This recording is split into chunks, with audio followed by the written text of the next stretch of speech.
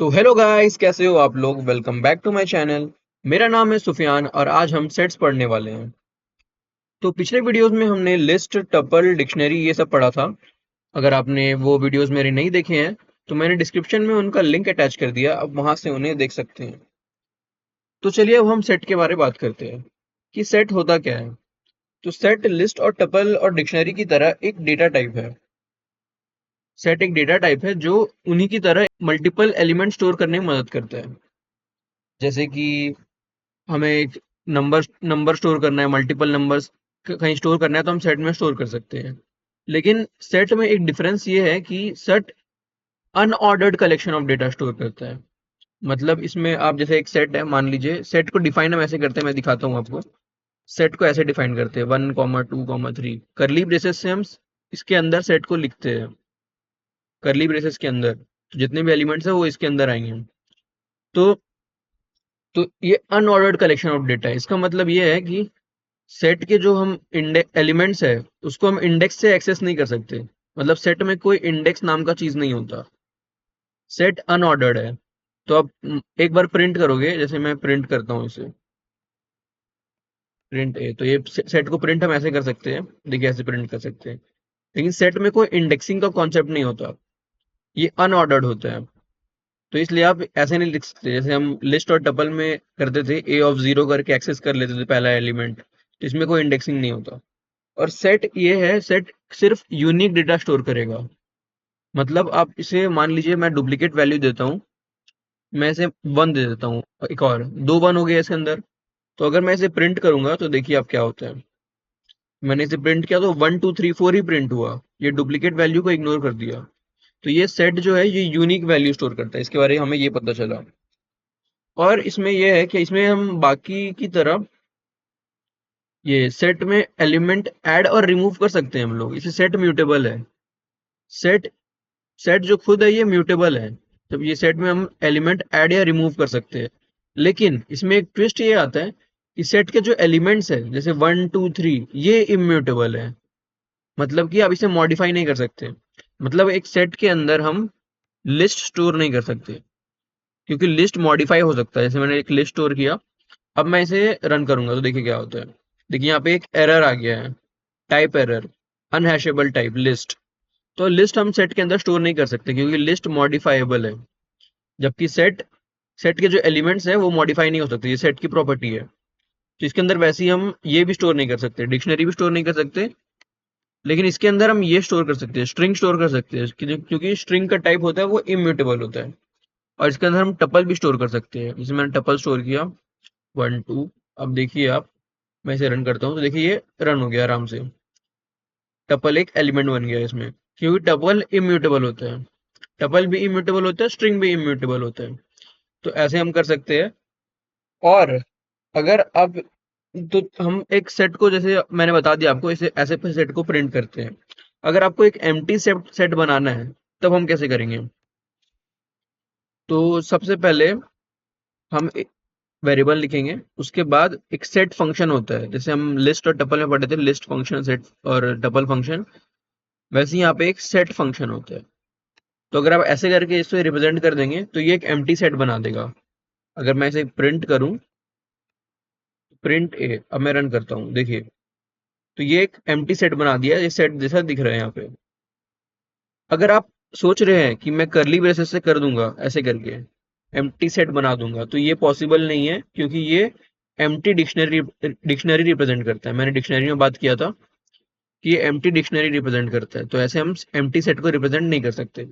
Empty set को सिर्फ ऐसे करके रिप्रेजेंट कर सकते हैं हम लोग, ए इक्वल टू सेट। अब मान लीजिए हमें सेट में कुछ ऐड करना है, तो ऐड करने का क्या तरीका होगा।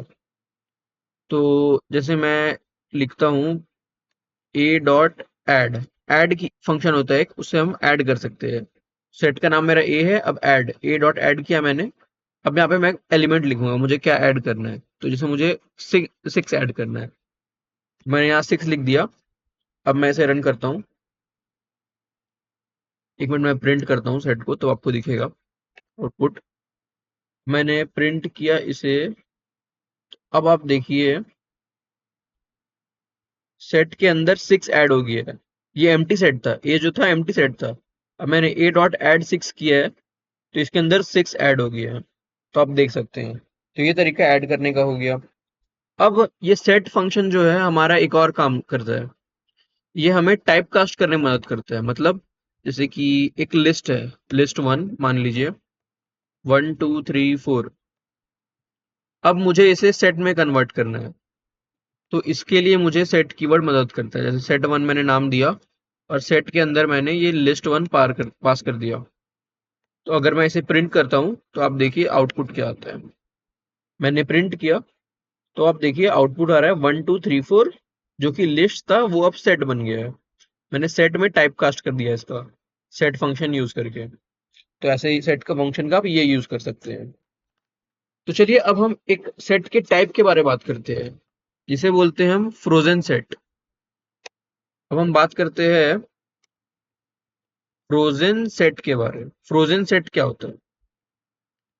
तो फ्रोजन सेट एक सेट का टाइप है। एक मिनट मैं कमेंट आउट करता हूँ। तो फ्रोजन सेट एक सेट का टाइप है जो कि इम्यूटेबल होता है। इसे हम ये भी बोलते हैं इम्यूटेबल सेट। मतलब ये एक ऐसा सेट है जिसके अंदर हम ऐड या रिमूव नहीं कर सकते। ये एक इम्यूटेबल टाइप का होगा। तो हम एक सेट के अंदर फ्रोजन सेट स्टोर कर सकते हैं। जैसे मैंने लिखा, जैसे आपको पहले दिखाता हूँ फ्रोजन सेट बनाते कैसे हैं। तो उसके लिए फंक्शन होता है फ्रोजन सेट नाम का। मैंने लिखा इसके अंदर फ्रोजन सेट। अब मान लीजिए फ्रोजन सेट मैंने लिखा, अब इसके अंदर एक लिस्ट मान लीजिए, कोई लिस्ट है 1 2 3 4। तो ये एक फ्रोजन सेट बन जाएगा। अब मैं इसका टाइप चेक करूं, मैंने टाइप ऑपरेटर की मदद से इसका टाइप चेक किया, टाइप ऑफ ए। तो अब देखिए क्या आउटपुट आता है। मैंने इसे रन किया तो देखिए क्लास फ्रोजन सेट आ रहा है। तो अब हम फ्रोजन सेट को एक इसके अंदर शो करके देखेंगे, सेट के अंदर, कि कोई एरर आता है कि नहीं आता। मैंने एक सेट वन लिखा, अब उसके अंदर मैं ए को स्टोर करूंगा। पहले मैंने एक एलिमेंट दे दिया 1 2, अब इसके अंदर मैं ए स्टोर करूंगा। अब देखिए मैं सेट को प्रिंट करता हूँ तो आउटपुट क्या आता है। मैंने प्रिंट किया, अब मैं रन करता हूँ। देखिए तो यहाँ पे 1 2 एज इट इज आ गया जो हमने स्टोर किया था, और ए जो है वो फ्रोजन सेट करके ऐसे अंदर आ गया कि ये एक फ्रोजन सेट है। अगर मैं इस फ्रोजन सेट के अंदर कुछ ऐड करना चाहूँ तब क्या होता है, मैं दिखाता हूँ ऐड करके आपको। जैसे मैंने ट्राई किया ए डॉट ऐड, मान लीजिए मुझे 4 ऐड करना है। अब फ्रोजन सेट के अंदर मैंने ऐड करना चाहा तो मैं इसे रन करता हूँ। देखिए यहाँ पे एक एरर आ रहा है, attribute error, frozen set object has no attribute add. इसमें ऐड हम कर ही नहीं सकते, तो यहाँ पे कोई ऐड का एट्रीब्यूट नहीं है, तो यही बोल के आ रहा है। तो ये फ्रोजन सेट हो गया। इसको आप सेट के अंदर भी स्टोर कर सकते हैं, कोई दिक्कत नहीं होने वाली। तो अब चलते हैं हम सेट के अंदर इनपुट कैसे लेते हैं। Taking input in a set. Set के अंदर हम इनपुट कैसे लेंगे। जैसे हमने लिस्ट और टपल में पढ़ा था कि हम एक स्प्लिट फंक्शन होता है उसका यूज करते हैं। अगर आपने मेरे वो वीडियोस नहीं देखी हैं तो थोड़ा आपको ऊपर नीचे हो सकता है, मैं ट्राई करता हूँ आपको समझाने का फिर भी। जैसे कि एक ए वेरिएबल है, इसके अंदर मैंने एक स्ट्रिंग ले लिया। इसके अंदर स्ट्रिंग ले सकते हैं हम, या तो हम डायरेक्ट इनपुट भी ले सकते हैं, क्योंकि ये इनपुट लिखते हैं तो ये यूजर इनपुट लेता है और वो स्ट्रिंग टाइप का ही होता है। तो इनपुट फंक्शन मतलब स्ट्रिंग के साथ मैं डॉट स्प्लिट लिखूं, तो इसके अंदर स्प्लिट के अंदर अगर हम कुछ नहीं दे रहे तो ये स्पेस मानता है ऑटोमेटिक। तो ये क्या करता है, स्प्लिट कर देता है स्ट्रिंग को स्पेस के हिसाब से। मतलब अगर अगर आपके स्ट्रिंग में स्पेस है, जैसे मैंने लिखा SUFIYAN, तो मैंने एक स्ट्रिंग लिखा है, उसमें एस के बाद स्पेस है, यू के बाद स्पेस है, एफ के बाद स्पेस है। तो ये उसको स्पेस के हिसाब से स्प्लिट कर देगा। तो स्प्लिट करके एक लिस्ट बना देगा इसको, जिसके अंदर एस होगा, यू होगा, एफ होगा। ऑब्वियसली स्ट्रिंग फॉर्म में होगा, मैं स्ट्रिंग के फॉर्म में दिखा नहीं रहा कोड्स के अंदर। तो ये अपना ऐसे दिख जाएगा। तो ये स्प्लिट फंक्शन ये करता है, हमारा स्प्लिट कर देता है। अगर मैं इसके अंदर कॉमा दूं, स्प्लिट फंक्शन के अंदर अंदर मैं कॉमा देता हूं, तो ये कॉमा के हिसाब से स्प्लिट करेगा। फिर जहां जहां मैंने स्ट्रिंग में कॉमा होगा उसके हिसाब से ये स्प्लिट कर देगा। अगर मैं S comma you comma F comma ऐसे करके लिख दूं, तो ये कॉमा के हिसाब से अलग अलग स्प्लिट करके अलग अलग एलिमेंट बना देगा लिस्ट का। तो ये अपना स्प्लिट फंक्शन करते हैं काम। अगर फिर आपको मान लीजिए मैंने स्प्लिट यूज किया, अब मैं स्पेस ही मान रहा हूँ इसके अंदर, तो स्प्लिट मैंने यूज किया। अब स्प्लिट के अंदर मुझे मान लीजिए इंटीजर का नहीं, मैं फिलहाल आपको स्ट्रिंग का ही दिखा रहा हूँ कैसे बनाते हैं, फिर इंटीजर का बताऊंगा। तो मान लीजिए मुझे इसे सेट में कन्वर्ट करना है, तो हम लिखते हैं सेट वन एक वेरिएबल। अब इसके अंदर सेट कीवर्ड के अंदर इसको पास कर देंगे सीधा, तो ये हो जाएगा। तो मैंने सेट के अंदर लिस्ट पास किया, तो ये टाइपकास्ट हो जाएगा सेट में, लिस्ट जो है टाइपकास्ट हो जाएगा सेट में। अगर मैं सेट इसको प्रिंट करता हूँ तो आप देखिए मैंने किया प्रिंट सेट वन, तो आउटपुट देख सकते हैं आप।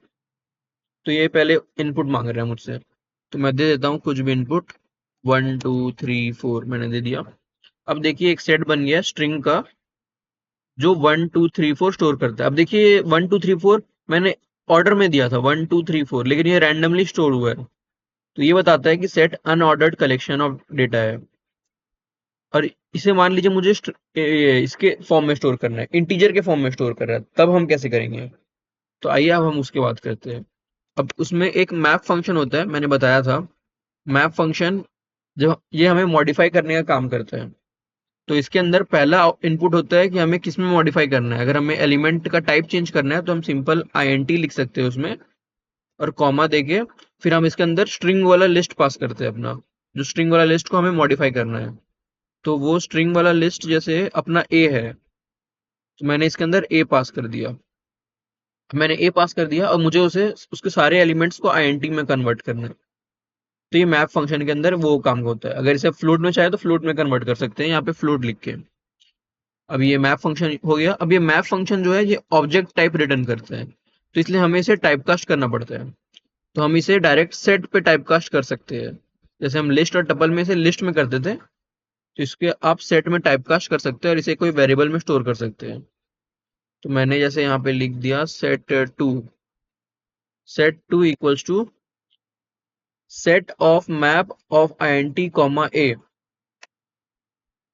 डायरेक्ट हमने टाइपकास्ट किया। अब यहाँ पे कुछ एरर दिखा रहा है क्योंकि मैंने इंडेंटेशन दे दिया यहाँ पे एक। मैं इंडेंटेशन हटाता हूँ, देखिए। तो ये इंडेंटेशन का बहुत रोल होता है पाइथन में। तो ये हो गया। अब ये एक सेट बन गया। ये हो गया सेट का इंटीजर इनपुट लेने का तरीका। पहले आप एक स्ट्रिंग ले लो, a equals to input dot split, ये स्ट्रिंग वाला लिस्ट बन जाएगा। और फिर उसको यहाँ पे मैप फंक्शन के अंदर INT के साथ पास कर दो। अब फिर इसे सेट के अंदर लिख दो मैप को। तो ये हो जाएगा इनपुट लेने का तरीका अपना। अब मैं इसे रन करके दिखाता हूँ आपको एक बार। अगर आपको ये स्प्लिट फंक्शन में तब भी कंफ्यूजन हो रहा है, तो आप मेरे लिस्ट वाले वीडियो खोल के देख सकते हैं। उसमें मैंने बहुत आराम आराम से ये स्प्लिट फंक्शन बताया है। वैसे अब ये मेथड समझ भी लेंगे तो भी कोई दिक्कत नहीं है, ये ऐसे ही यूज होता है। तो मैंने 1 2 3 4 दिया। अब ये 1 2 3 4 मैंने पास कर दिया। अब ये सेट के अंदर स्टोर हो गया। अब मैंने प्रिंट सेट टू अगर करा, मैंने सेट टू प्रिंट नहीं किया था, मुझे दोबारा इनपुट देना पड़ेगा। मैं इनपुट देता हूँ 1 2 3 4। तो आप देखिए 1 2 3 4 इस बार स्ट्रिंग फॉर्मेट में नहीं, नंबर फॉर्मेट में आया, इंटीजर फॉर्मेट में आया अपना, क्योंकि मैंने यहाँ पे मैप फंक्शन यूज करके उसे इंटीजर में कन्वर्ट कर दिया। तो ये हो गया हमारा इनपुट लेने का तरीका। अब हम चलते हैं कुछ सेट के ऑपरेशंस पे। सेट के अंदर क्या क्या ऑपरेशंस कर सकते हैं हम। Operations in set. तो सबसे पहले मैंने आपको एक ऐड करने के बारे में बता ही दिया है। एक डॉट ऐड करके हम कोई भी सेट में एलिमेंट ऐड कर सकते हैं। अब एक रिमूव होता है एलिमेंट रिमूव करने के लिए। अब मान लीजिए एक सेट है, मैं नॉर्मल सेट ले लेता हूँ 1 2 3 4। अब मुझे इसमें से 4 रिमूव करना है, तो a डॉट रिमूव मैंने लिखा। उसके बाद मैंने यहाँ पे एलिमेंट पास कर दिया कि मुझे 4 रिमूव करना है। फिर मैं अगर सेट प्रिंट करता हूँ, तब आप आउटपुट देखिए। तो ये 1 2 3 यहाँ पे प्रिंट हो चुके हैं सेट के अंदर। तो ये सेट मॉडिफाई हो गया। अब एक और तरीका होता है रिमूव करने का। एक तो होता है pop method, a dot pop. लेकिन ये क्या करता है, ये हमें इसके अंदर कुछ लेता नहीं है। ये डायरेक्ट रैंडमली एक एलिमेंट को पॉप कर देगा। क्योंकि हम नॉर्मली जो हम इसमें यूज करते थे, हमने लिस्ट में बात किया था, तो लिस्ट में हम a डॉट पॉप यूज करते थे, तो उसमें हम इसलिए पॉप कर पाते थे, उसमें लास्ट एलिमेंट पॉप करता था, लेकिन उस इसमें तो कोई इंडेक्सिंग है ही नहीं, इसमें इंडेक्स का तो बात ही नहीं है कुछ। तो इसलिए लास्ट एलिमेंट कैसे पॉप करेगा, इसलिए ये रैंडमली कोई भी एलिमेंट को पॉप कर देता है। तो इसलिए हम इसे यूज करते नहीं है, वी डोंट यूज दिस, इसलिए हम इसे यूज नहीं करते। अगर मैंने ए डॉट पॉप लिखा, अब मैं लिखता हूँ, अब मैं सेट प्रिंट करके दिखाता हूँ आपको। प्रिंट ए किया मैंने, तो अब देखिए 2 3 प्रिंट हो गया, यहाँ पे 1 ऑटोमेटिक हट गया है, ऑटोमेटिक पॉप हो गया। तो ये पॉप मेथड उतना ज़्यादा सही नहीं है। अगर मैं दोबारा रन करूंगा तो आप देखिए, दोबारा मैंने रन किया तो ये दोबारा 2 3 दे रहा है, 2 3 दे रहा है। तो ये रैंडमली कोई भी, आप इतना याद रखिए, रैंडमली कोई भी एलिमेंट को ये पॉप कर देता है। तो इसलिए हम पॉप मेथड यूज नहीं करते। अब उसके बाद हम चलते हैं, एक सेट को सॉर्ट कैसे करें। मतलब सॉर्ट मतलब ऑलरेडी हमें मतलब पता है कि अगर हम जब हम लिस्ट में बात किए थे, तो लिस्ट में हम सॉर्टेड मतलब असेंडिंग ऑर्डर में अरेंज कर देना या फिर डिसेंडिंग ऑर्डर में। तो यहाँ पे भी एक फंक्शन होता है सॉर्टेड फंक्शन, ये सेट को लिस्ट में कन्वर्ट करके सॉर्ट कर देता है। जैसे कि एक सेट है 3 2 1 5, ये सेट है। अब मैंने इसके अंदर अगर लिखा प्रिंट सॉर्टेड, सॉर्टेड ये फंक्शन है, सॉर्टेड के अंदर मैंने सेट को पास कर दिया ए। तो अब ये क्या करेगा, सॉर्टेड फंक्शन एक लिस्ट बना देगा और लिस्ट में ये एलिमेंट्स को सॉर्ट कर देगा असेंडिंग ऑर्डर में। मैं रन करके दिखाता हूँ आपको, देखिए ये एक लिस्ट क्रिएट कर दिया और उसको असेंडिंग ऑर्डर में सॉर्ट कर दिया 1 2 3 5, जबकि मैंने रैंडम ऑर्डर दिया था। तो ये सॉर्टेड फंक्शन काम आता है हमें लिस्ट में कन्वर्ट करके सॉर्ट करने का। तो अगर सेट को एक्सेस करना है तो हम सेट को लिस्ट में कन्वर्ट करके उसके एलिमेंट्स को एक्सेस कर सकते हैं, वरना सेट में हमें एक्सेस करने का कोई तरीका नहीं मिलता। तो ये हो गया सॉर्टेड फंक्शन का। अब हम चलते हैं मेंबरशिप के ऊपर कि मेंबरशिप कैसे चेक करें। जैसे हम मेंबरशिप के बारे में बहुत बात कर चुके हैं, तो अब मेंबरशिप चेक कर सकते हैं सेट में। जैसे 1 2 3 4 एलिमेंट्स है, मैंने लिखा प्रिंट, मुझे 5 चेक करना है कि सेट में एग्जिस्ट करता है कि नहीं। तो इसका ये फंक्शन होता है 5 in a, ये इन फंक्शन होता है और यहाँ पे हम सेट पास करते हैं 5 in a। क्या 5 सेट के अंदर है, मैं प्रिंट अगर करूँ तो देखिए यहाँ फॉल्स आ रहा है। मैंने यहाँ पे 1 किया, क्या 1 सेट के अंदर है, तो 1 है, तो यहाँ पे ट्रू आ जाएगा, देखिए ट्रू आ गया। तो इन भी होता है, एक नॉट इन भी होता है।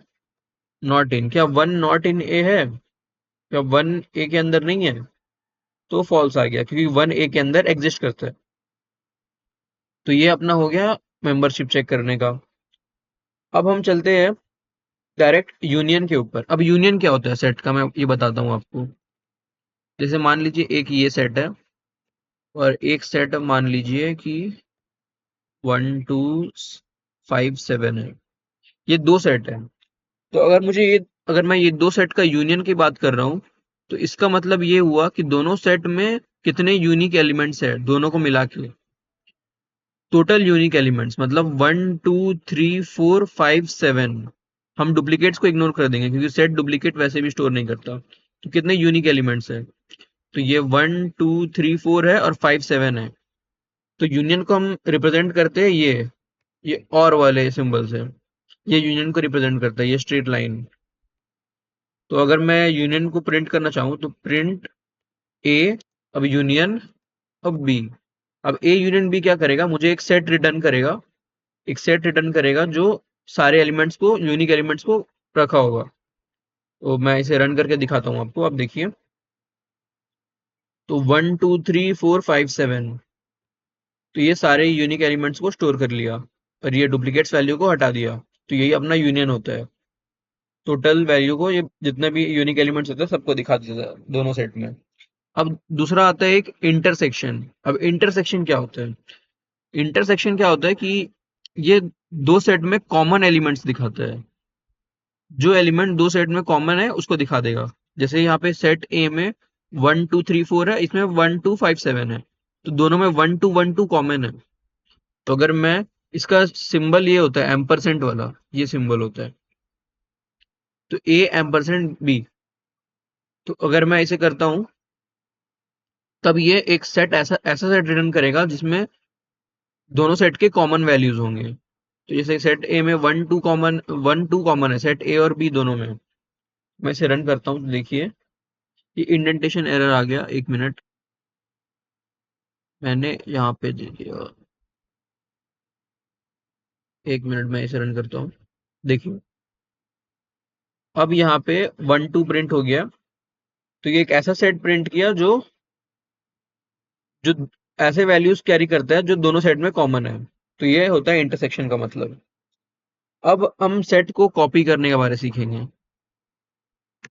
सेट कॉपी कैसे करते हैं। तो एक सेट को कॉपी करने का ये तरीका है कि आप पहले एक सेट बनाइए जो आपके पास ऑलरेडी एग्जिस्ट करता है, एक सेट। अब आपको ये सेट को कॉपी करना है। मान लीजिए एक वेरिएबल है बी, इसमें कॉपी करना है। तो इसके लिए फंक्शन होता है ए dot copy, set dot copy. ये सेट ए है, ए डॉट कॉपी। अब ये सेट को कॉपी कर देगा। अब मैं प्रिंट करूं, प्रिंट भी, तो मैं इसे रन करता हूँ, देखिए क्या आता है। अब ये 1 2 3 4 आ गया जो हमारा ए सेट था।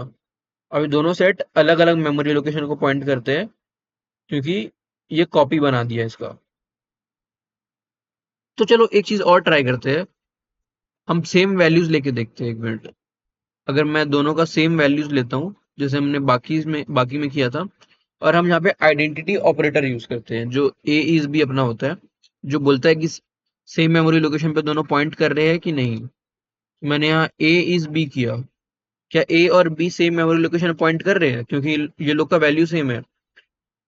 हमने इंटीजर के केस में बात किया था, जब इंटीजर का वैल्यू सेम होता है a = 10 b = 10, तो दोनों सेम मेमोरी लोकेशन को पॉइंट करता है।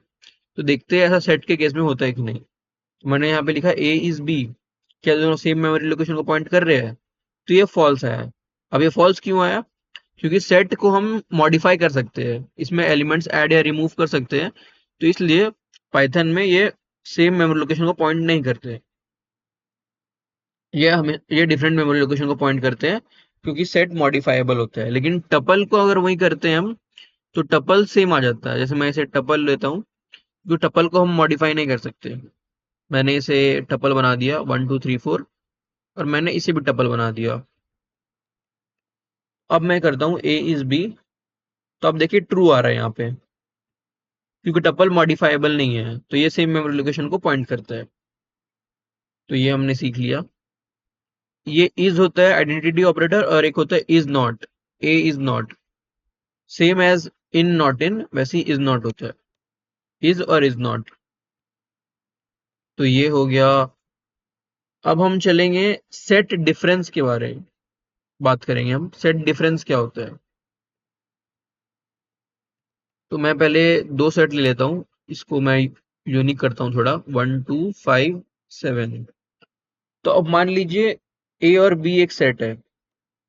अब हम बात कर रहे हैं सेट डिफरेंस के बारे में। मैं यहाँ लिख देता हूँ, आप नोट्स बनाते चलिएगा। सेट डिफरेंस,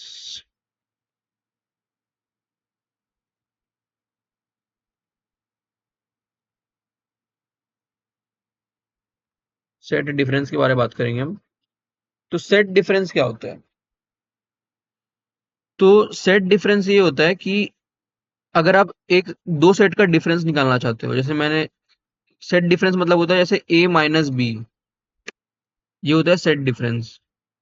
मतलब एक ऐसे एलिमेंट्स आप ये रिटर्न करता है जो ए में यूनिक है जो बी में नहीं है। इसका मतलब ये हुआ ऐसे एलिमेंट्स मुझे दो जो बी में नहीं है। जैसे 1 2 3 4 है, यहाँ पे 1 2 5 7 है, तो बी में 3 और 4 नहीं है। तो सेट डिफरेंस यही बताता है कि बी में 3 और 4 नहीं है।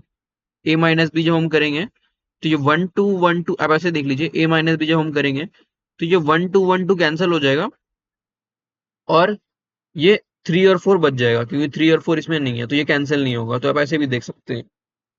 तो मैंने अगर यहाँ पे डायरेक्ट इसके अंदर मैंने लिखा प्रिंट ए माइनस बी, तो देखते हैं इसमें कुछ आउटपुट आता है कि नहीं आता। देखिए आ गया। ये सेट डिफरेंस बताता है हमें। 3 4 आ गया क्योंकि 3 4 बी में एग्जिस्ट नहीं करता।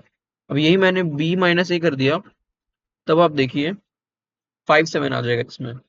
57 आ गया, क्योंकि 1 2 बी में एग्जिस्ट करता है, ए में भी एग्जिस्ट करता है, लेकिन 57 सिर्फ बी में एग्जिस्ट करता है, ए में एग्जिस्ट नहीं करता।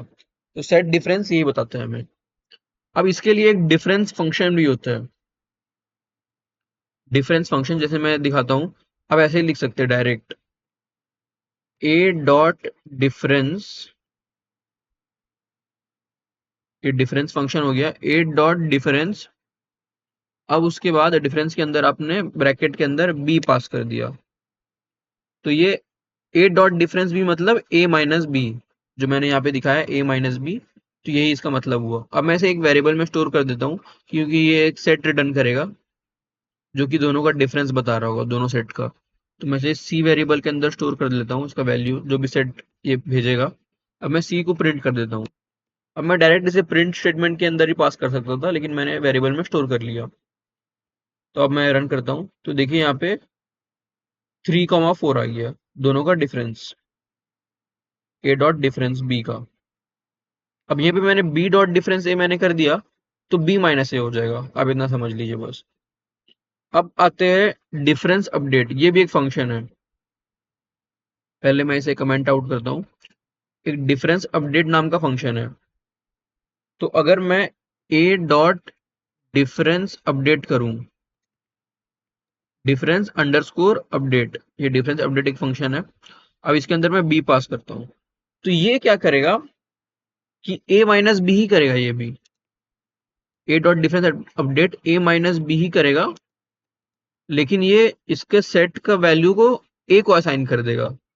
मतलब ए का जो सेट है वो मॉडिफाई हो जाएगा, ए का सेट बराबर हो जाएगा ए माइनस बी सेट के।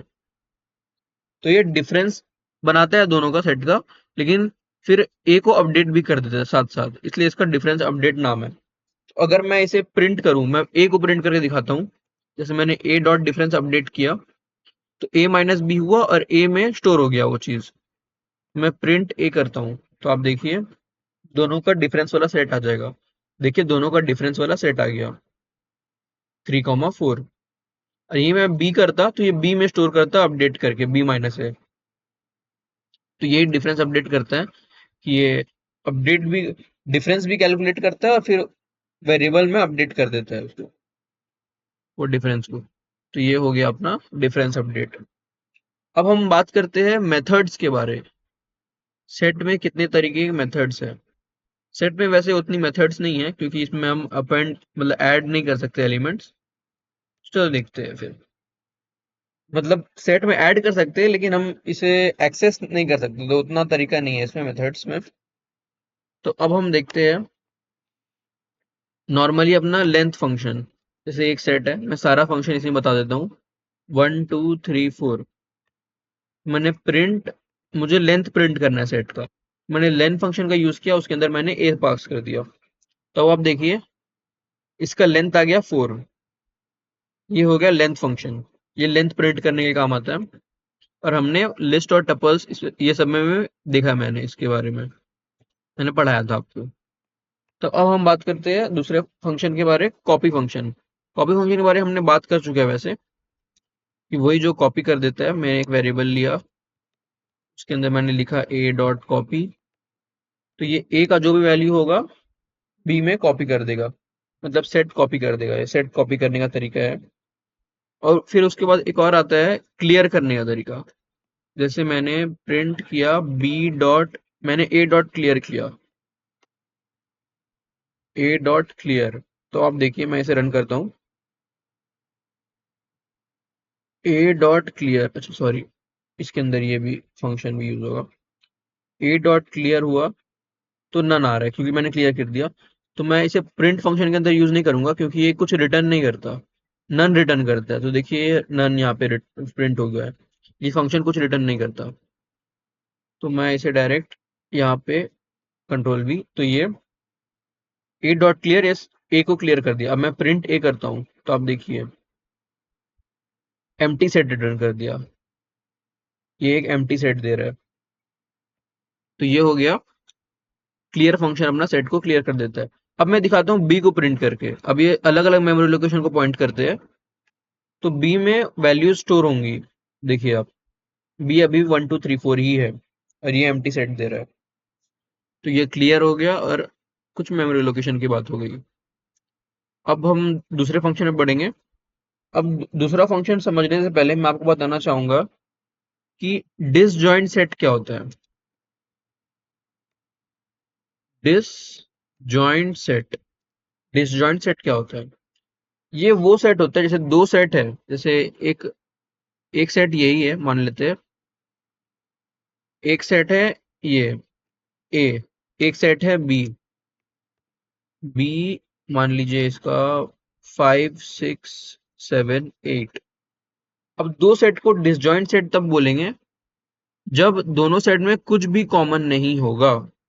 ध्यान से सुनिए, अगर दोनों सेट में कुछ भी कॉमन नहीं है तो ये एक होगा डिसजॉइंट सेट। इसके लिए एक फंक्शन आता है चेक करने का कि ए और बी डिसजॉइंट सेट है कि नहीं। तो ये प्रिंट ए डॉट, मुझे चेक करना है ए और बी डिसजॉइंट सेट है कि नहीं। तो ए डॉट इस डिसजॉइंट इस डिसजॉइंट फंक्शन उसके अंदर मैंने बी पास कर दिया। ए डॉट इस डिसजॉइंट बी, क्या ए और बी में कुछ भी कॉमन नहीं है? क्या ये दोनों डिसजॉइंट सेट है? तो अब मैं इसे रन करता हूँ तो आप देखिए ट्रू वैल्यू आ रहा है, क्योंकि ऊपर में 1 2 3 4 है, नीचे 5 6 7 8 है। अगर मैं नीचे में गलती से भी 1 स्टोर कर दिया तब ये फॉल्स दे देगा, क्योंकि डिसजॉइंट सेट नहीं है, इसमें 1 कॉमन हो गया अब दोनों सेट में। मैं इसे रन करता हूँ तो आप देखिए फॉल्स रिटर्न कर रहा है। तो यही अपना डिसजॉइंट हो गया। अब हम बात करेंगे, डिसजॉइंट के बारे में बात कर लिया, अब हम बात करेंगे सबसेट और सुपरसेट के बारे में। सबसेट क्या होता है, सुपरसेट क्या होता है, अब मैं उसको भी आपको बताता हूँ। अब जैसे मान लीजिए A 1 2 3 4 है, अब मैंने एक बी सेट बनाया जिसका नाम है, इसको मैं हटाता हूँ यहाँ से,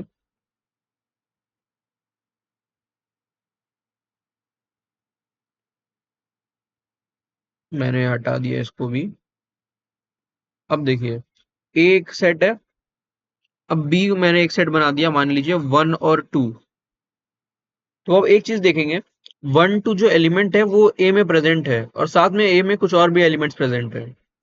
तो जो बी है वो ए का सबसेट हो जाएगा, ए का सबसेट हो जाएगा। मतलब सेट ए जो है ये बड़ा सेट है जो सारे एलिमेंट्स मतलब मान लीजिए 1 2 3 4 कैरी करते हैं। अब जो बी बना है ये ए के एलिमेंट से ही तो बना है, मतलब 1 और 2 ये कैरी करता है, तो ए जो 1 और 2 है ये ए के अंदर प्रेजेंट है। दोनों एलिमेंट प्रेजेंट होने चाहिए। जितने एलिमेंट यहाँ पे बी में है, अगर उतने एलिमेंट ए में प्रेजेंट है और उससे ज्यादा है तो जो बी है वो ए का सबसेट हो जाएगा। अगर बी अगर ए का सबसेट हो गया तो बी जो ए है वो बी का सुपर सेट हो जाएगा। तो सुपर सेट वो होता है जो दूसरे सेट के सारे एलिमेंट्स को कैरी करे प्लस और एलिमेंट्स कैरी करे।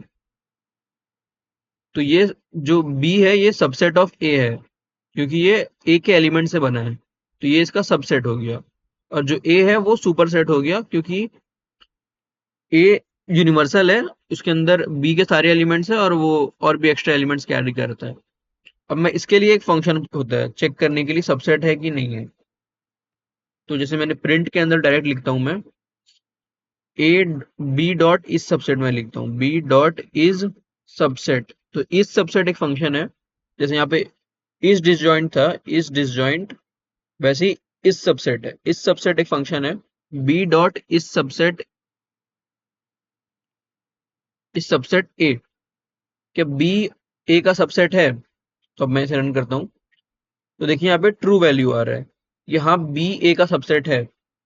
अगर मैं गलती से यहाँ पे मान लीजिए 1 2 के साथ मैं 5 कर देता, अब 5 तो ए में प्रेजेंट नहीं है, अब 5 ए में प्रेजेंट नहीं है, तो अब बी जो है ए का सबसेट नहीं हुआ। अब मैं इसे रन करता हूँ तो देखिए ये 5 की वजह से ये फॉल्स वैल्यू रिटर्न कर रहा है। सारे एलिमेंट्स ए मतलब जो बी के सारे एलिमेंट्स है वो ए में प्रेजेंट होने चाहिए, तभी बी ए का सबसेट होगा। अब सबसेट मैंने देख लिया, अब इस सुपरसेट भी एक फंक्शन है। मैं लिखता हूँ प्रिंट ए डॉट इस सुपरसेट, इस सुपरसेट एक फंक्शन है, इस सुपरसेट बी, क्या ए बी का सुपरसेट है? तो मैं इसे रन करता हूँ तो ये फॉल्स आ गया, क्योंकि अभी मैंने इसके अंदर 5 लिखा हुआ है, तो ये 5 हटा के दिखाता हूँ।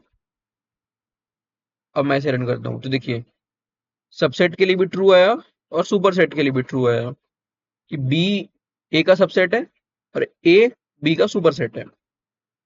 अब मान लीजिए मैं दोनों सेट को सेम ले लेता हूँ, 1 2 1 2। अब क्या होगा, क्या बी ए का सबसेट है? मैं इसे रन करता हूँ, देखिए अब भी ट्रू ट्रू आ रहा है। और एक चीज आप नोटिस करेंगे कि मैं ए और बी को इंटरचेंज भी कर दूं, क्या ए बी का सबसेट है? और क्या बी ए का सुपर सेट है? क्या बी ए का सुपर सेट है?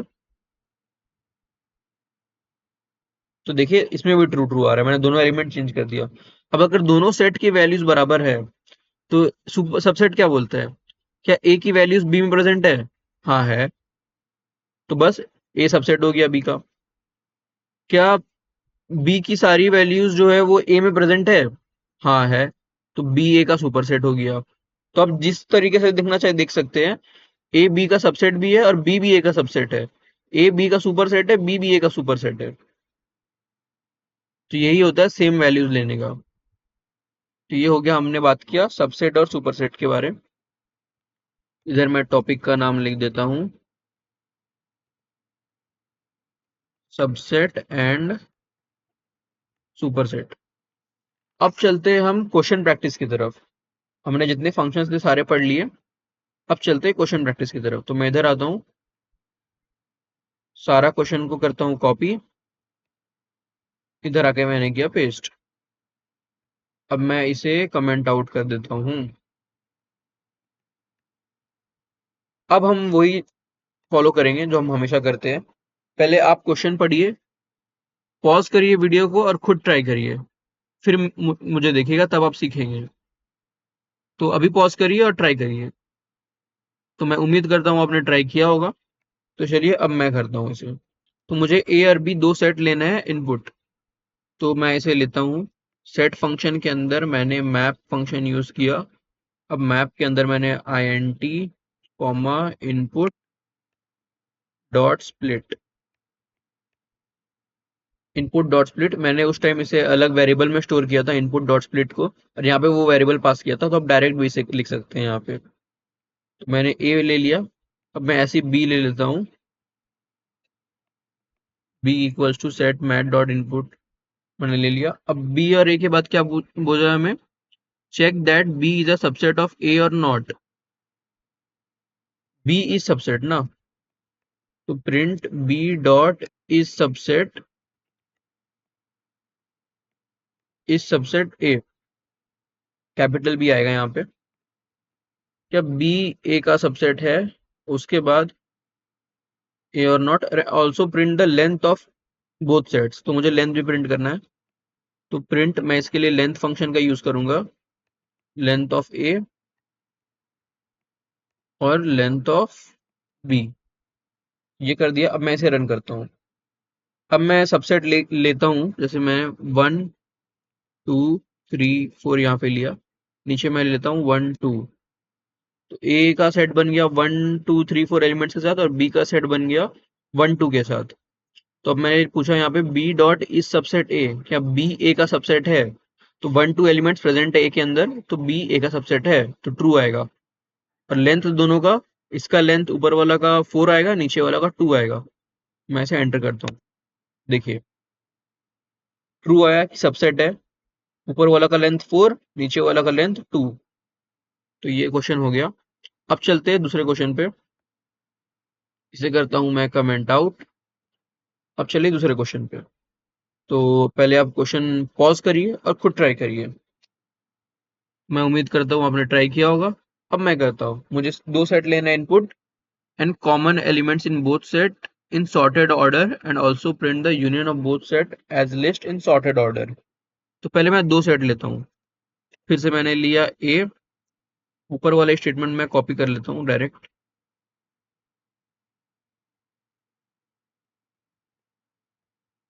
तो मैंने इसे डायरेक्ट यहाँ पे आके कॉपी कर लिया, ए और बी दो सेट हो गया। अब उसके बाद मुझे क्या करना है,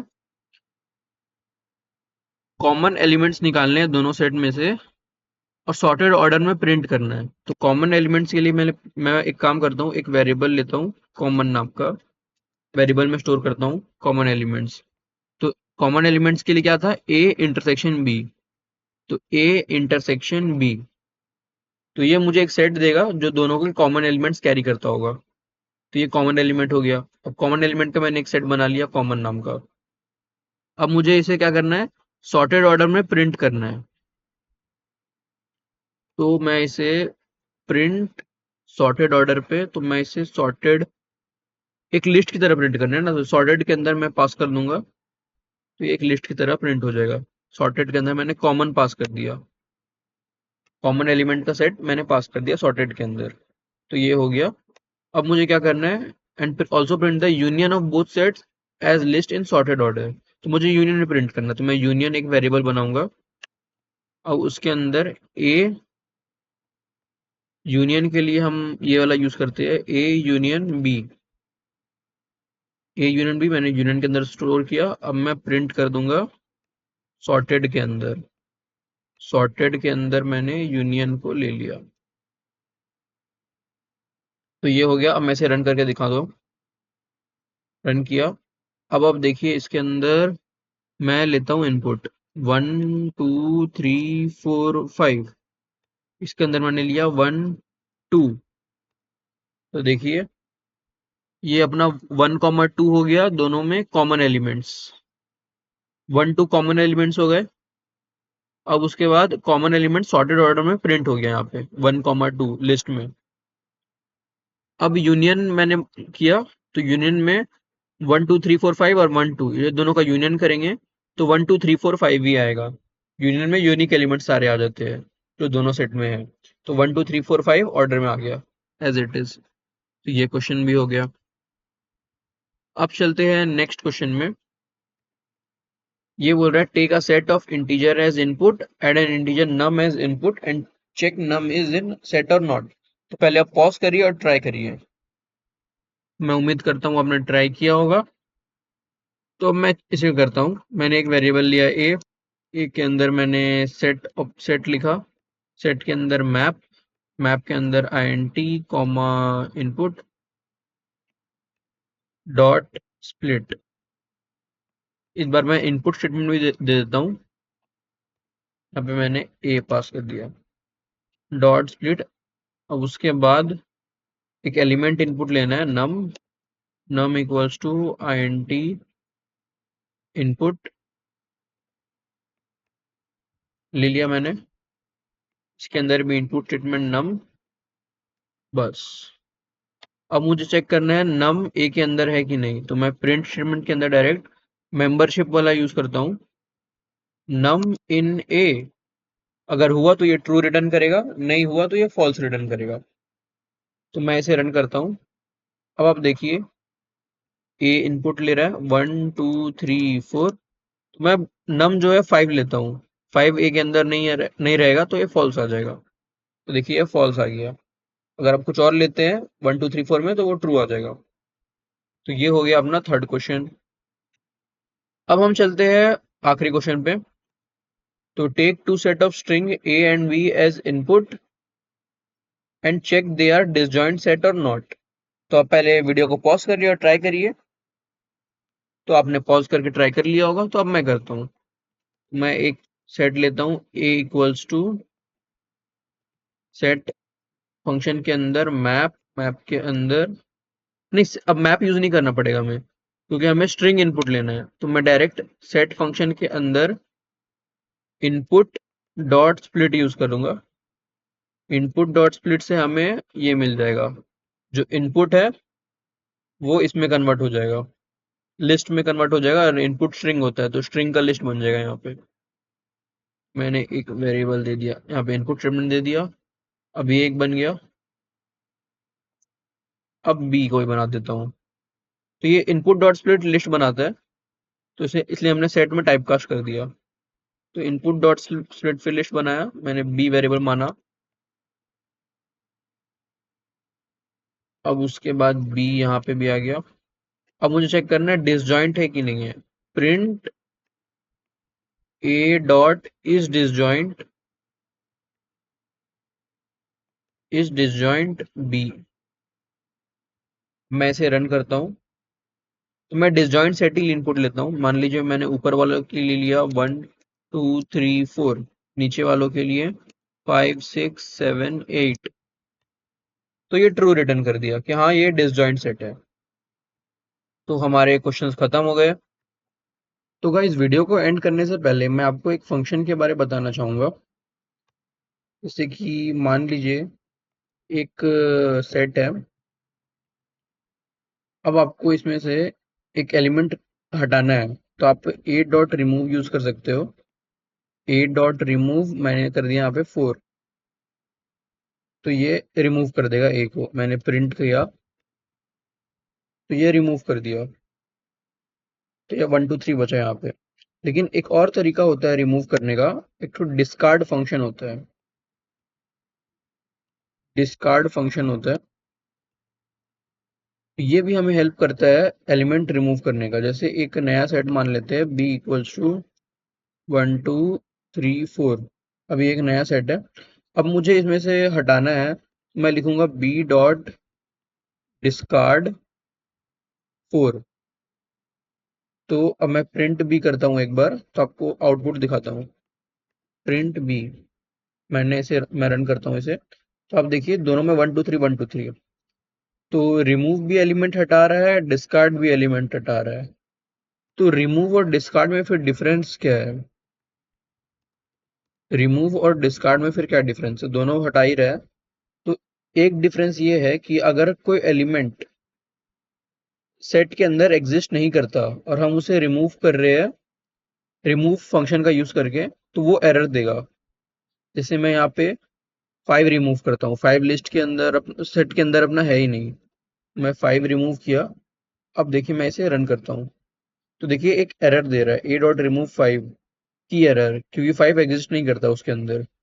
लेकिन अगर यही सेम चीज मैं डिस्कार्ड के अंदर करके दिखाता हूँ आपको, मैं इसे कमेंट आउट करता हूँ। अब डिस्कार्ड के अंदर मैं 5 रिमूव करूंगा, 5 लगाऊंगा और 5 यहाँ पे भी एग्जिस्ट नहीं करता, तो क्या ये एरर देगा? देख सकते हैं ये एरर नहीं दिया, यहाँ पे कोई एरर नहीं दिया। तो डिस्कार्ड यही करता है कि डिस्कार्ड हमें जो एलिमेंट एग्जिस्ट नहीं कर रहा उसे उसे भी यहाँ पे डिस्कार्ड फंक्शन के अंदर देने से वो एरर नहीं थ्रो करता। जबकि remove throw error remove error throw करता है और डिस्कार्ड एरर थ्रो नहीं करता।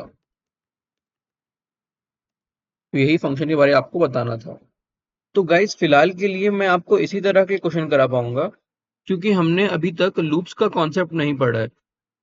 तो जब हम लूप्स का कॉन्सेप्ट एक बार पढ़ लेंगे तो मैं इन टॉपिक्स पे दोबारा आऊंगा। लिस्ट पे, टपल पे, डिक्शनरी पे, सेट पे मैं दोबारा से आऊंगा, तो हम इस पे और क्वेश्चन प्रैक्टिस कर पाएंगे।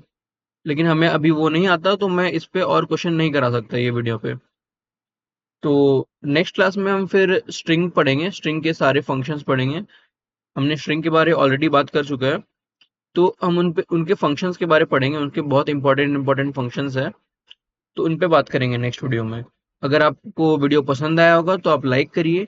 अगर आप चैनल पे पहली बार आए हैं तो सब्सक्राइब करिए, और आप अपने दोस्तों को शेयर भी कर सकते हैं। तब तक के लिए take care, bye bye, happy coding.